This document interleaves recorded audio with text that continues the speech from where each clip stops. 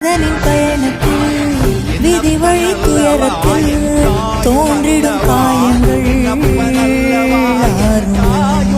அன்பையும் பண்பையும் அறிந்திடும் ஒரு மனம் வெறுப்பிலும் சினத்திலும்